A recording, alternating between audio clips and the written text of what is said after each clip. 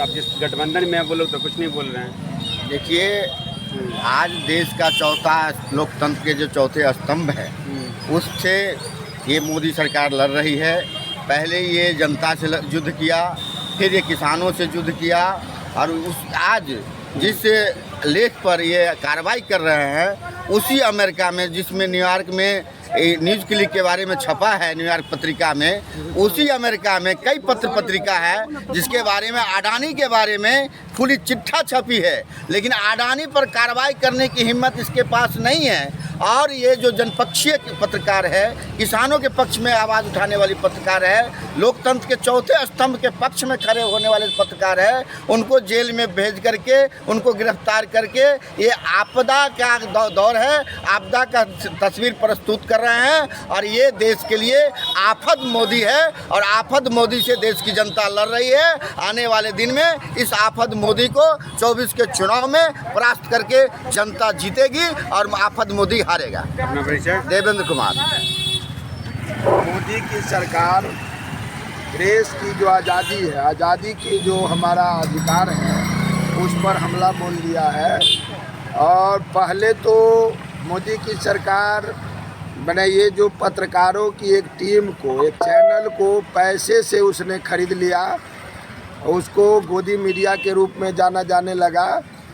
उसके बावजूद भी कुछ जो पत्रकार है, कुछ जो प्रेस के संस्थान हैं, उसने देश में घटित घटनाओं का, मोदी सरकार के विफलताओं का तथ्यगत उजागर करने से जब पीछे नहीं हटा है, तो आज न्यूज़ क्लिक के जो संस्थान के जो डायरेक्टर हैं प्रवीर पुरकाष्ठा और प्रशासनिक अधिकारी अमित चक्रवर्ती, उर्मिलेश, भाषा सिंह, इन सभी लोगों पर गिरफ्तारी की कार्रवाई किया है और उनको यूएपीए के तहत जेल में 2 पत्रकारों को अभी डाला गया है, शेष को छोड़ दिया गया है। इसके खिलाफ पूरे देश में आज विरोध प्रदर्शन हो रहा है। उसी विरोध प्रदर्शन के तहत आज हम लोग दरभंगा में भाकपा माले के राष्ट्रव्यापी विरोध दिवस के आह्वान पर हम लोग एक विरोध मार्च कर रहे हैं।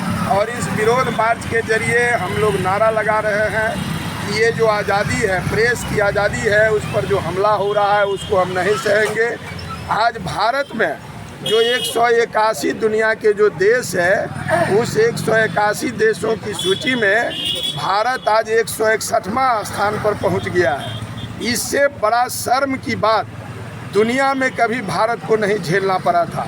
तो इस तरह की स्थिति में जो मोदी सरकार ने जो आज हमारे देश को पहुंचाया है, स्वतंत्र पत्रकारों को, निर्भीक पत्रकारों को, देश की आज़ादी के अधिकार की रक्षा करने में जो किसान आंदोलन चल रहे हैं, जो मणिपुर में जो महिलाओं को जलाया जा रहा है, कहीं मान लीजिए अधिकार के सवाल पर लड़ाई चल रही है। आज आपने देखा कि कल ही भोजपुर में बक्सर के बीच में रघुनाथपुर में ट्रेन जो दुर्घटना हुआ, ये मोदी सरकार जो रेलवे का जो ठीकाकरण, निजीकरण की ओर जो धकेल दिया है, उसका परिणाम है कि रेल के पटरी का रखरखाव का कोई गारंटी नहीं हो रहा है, जिससे आज रेल दुर्घटना हो रहा है। तो इसके खिलाफ आज हम लोग तो बोले कि मनी लॉन्ड्रिंग वाला मामला कैसे फंडिंग, ये मनी लॉन्ड्रिंग वाला मामला है नहीं।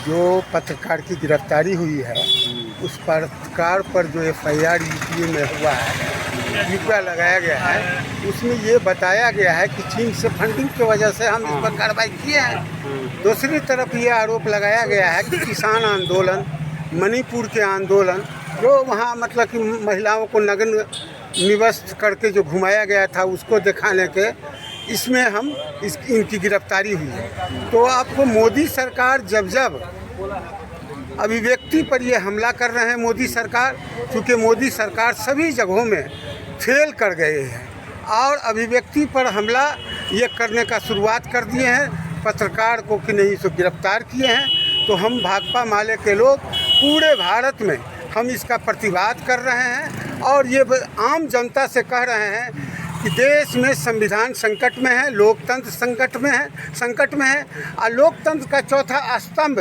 जो पत्रकार है वो अब संकट में है। इस तमाम संकटों को मोदी जी की देन है। मोदी जी इस तरह का हरकत कर रहे हैं, इसलिए हम भाकपा माले के लोग इसका हम विरोध कर रहे हैं और हम पार्टी की ओर से, भाकपा माले की ओर से पूरे ऑल इंडिया में इसका हम प्रतिवाद कर रहे हैं कि उन दोनों पत्रकारों को, जो 2 पत्रकारों को गिरफ्तार किया गया है, उस पत्रकारों की रिहाई हो। इस सवाल पर और किसी भी पत्रकार को प्रताड़ित नहीं किया जाए।